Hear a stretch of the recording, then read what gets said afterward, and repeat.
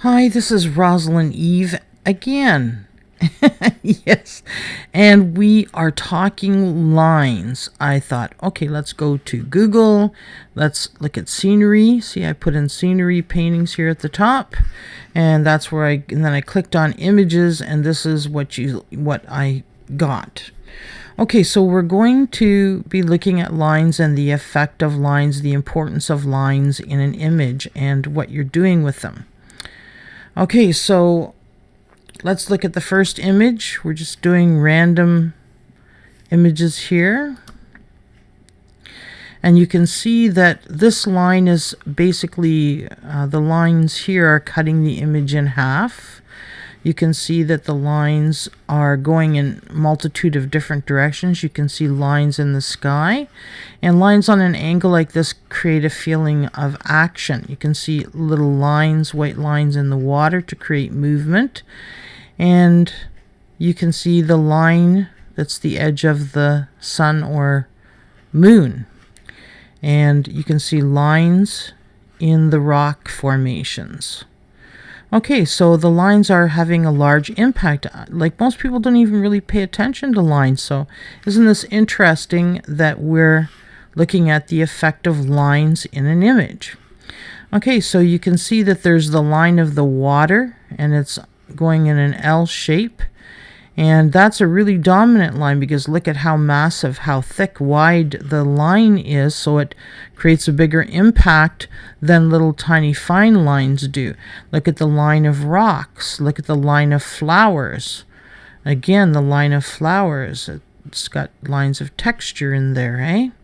And then you've got the lines of the roof and the lines on the roof and the branches, and the tree is a really thick line. So when you look, what do you notice first? Well, you're noticing a lot of lines, aren't you? And look at the lines on the sides of the mountains as well. So what you're doing with lines is definitely making a big difference. All these little tiny stalks on the flowers are lines. So lines really do create a lot of impact in an image, and how you use them can make it look better or not as good, right? Okay, so let's go to the next one. This one doesn't have as many lines, but we do have this land line there, and this land line here, and these trees. So without these extra lines, and then these create lines as well, going in a lot of different directions. And we also have the clouds forming in lines, you see. So again, lines are very important and have a lot of input into this image as well. Okay, so let's look at this one. Can you see the lines? Just take a second and have a look. Okay, so we've got the tree trunks, very large dominant lines, the river, which is a wide dominant line. What do I mean by dominant? It means that you're really noticing it as an area of interest. And look at the lines here, in the shadow lines on the rocks there. That's creating lines as well. So this has a lot, and these ones you tend to ignore because they're so delicate and thin, but they are there as well. It helps to add little details, right? Okay, so again, lots of lines. So are you starting to notice that pretty much all images have some lines, some form or another? Look at the trees here creating lines. And notice that when they're on an angle, moving into the image, how it helps to contain the viewer. But if it was moving outwards, then it would look odd to us, wouldn't it? So again, moving inwards, see how the lines are all moving inwards? It's kind of directing you into the image, right? Notice how you've got your mountain line, and you've got your tree line there, darker tree line. You've got your land line edge there, and your land line edge there. And then, of course, all these little action lines in the water that make it look like it's moving. And then these softer lines in here that you don't tend to notice as much because they're not as contrasted in light and dark. Okay, so let's see what other images we have with lines and how it affects the image. Okay, so this is the next one. And you can see again a dominant line here with how wide this water is. You can see an extremely dominant line here with the tree, and how the lines of the branches are taking us in all different directions. So it's also cutting the image in half. So you really kind of want to watch lines when they do that, because it weakens the strength of the image.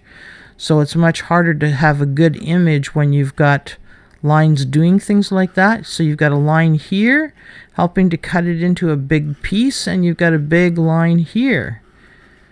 And then you've got these more minor lines in here. You've got the edges creating lines, and you've got your mountain lines. But that would be considered probably more shape than lines. Okay. So let's move to the next one. And this one has loads of lines. Lines are a big contributor to this one. It's almost all just lines, isn't it? Upright lines. When lines are on an angle like this, they tend to look more like action. When they're vertical, when they go straight up, they're more stagnant or stationary, I guess would be a better word for it. And the river is taking you into the image, which is good. Okay, and there's little lines of action on the surface of the water, and that helps again to create action. You've got, loads of lines. Without the lines, this wouldn't be very interesting, would it?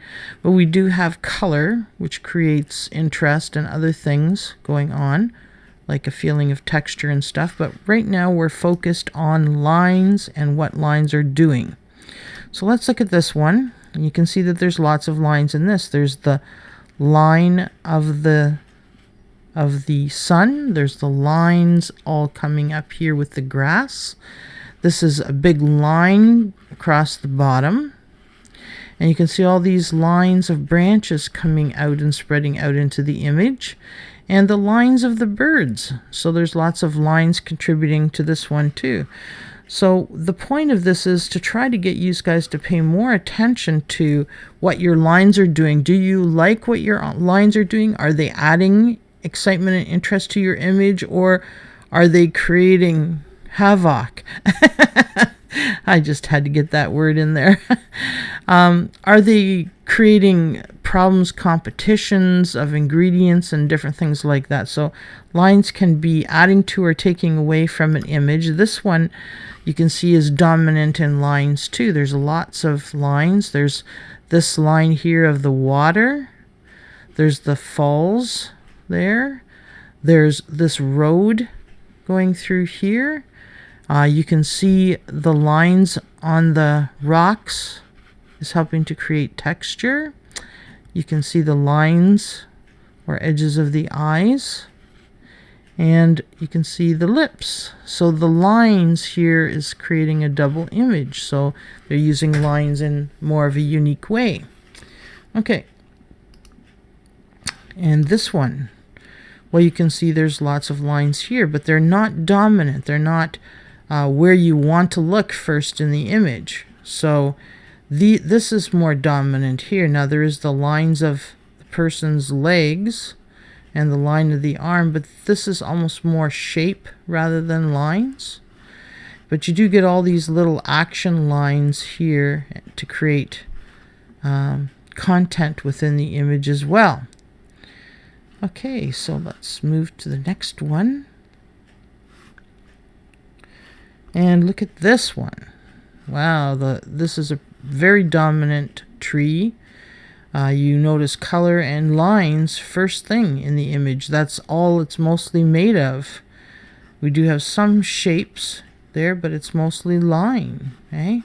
The land line, the lines here, and the tree. So there's lots of lines and color. Okay, so let's go to the next one. Did you ever think that there was so many lines, eh? Isn't that interesting? And the effect, the impact that it has on the image. Again, bringing you into the image is the strong line here. You've got these lines in the boat. You've got the shadows, which create lines. So there's all kinds of, there's the fainter line back here, but it's only dominant ones you notice. So this almost tends to overwhelm the image as a main area of interest. And then the color pulls you here as well. So there you go. Very key ingredients again, eh? And this one too. See how they're making that the area of interest is the lines. Now, if they were thinking it's the sunset, yeah, the color does take some attention, but it's really the lines that are drawing your eye. You're getting these lines here, and you're looking at those lines there, right? So, again, they're dominating. Do you want that particular ingredient in your artwork to be dominating? So if you're an artist or you're an art lover, you know, do you like lines? Okay, so straight up lines can seem very stiff and very formal, you see? So you've got some real stiff lines there, where again, this is more softer look. On the angle, if it was a hard dark line, then it would look more action oriented. You've got the water lines and the whole fat line of the water, and that's about it. You've got the shadow lines coming off of the trees and the land line. So it's really not dominating so much. There's other ingredients in the image in this one. But isn't it interesting how many lines there are in this one? Look at all the little lines. All the little lines that are making this up. This is really a shape, not a line. And again, we're looking at lines again. Lines to create action in the water. The trees are creating all these lines. These are creating all this, keeping you wanting to look in the image rather than off the image. So see, these ones are less dominant because they're smaller. Yeah, so interesting, eh? And look at how we're creating a line going into the distance. Okay.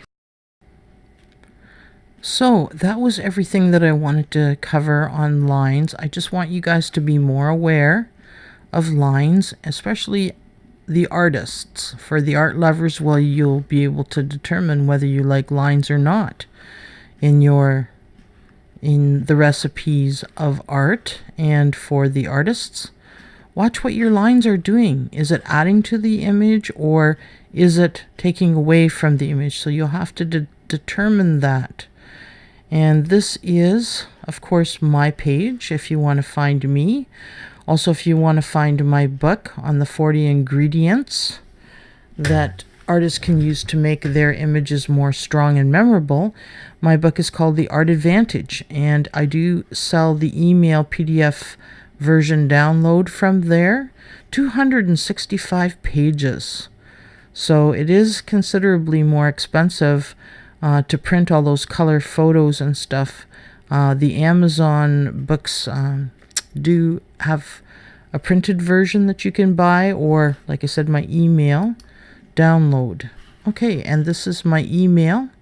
So if you would like to reach me, that's where you can find me. All my other exciting videos are here on my Facebook page, and also other really cool, fun art links and things that are exciting having to do with art, like little sayings and different things. So I hope that you get a chance to enjoy some of those fun art links there as well. And I guess that's it. So if you guys want to see some more of this neat stuff, then of course hit subscribe, hit like, and we shall see you guys next time. Okay, thanks. Bye for now.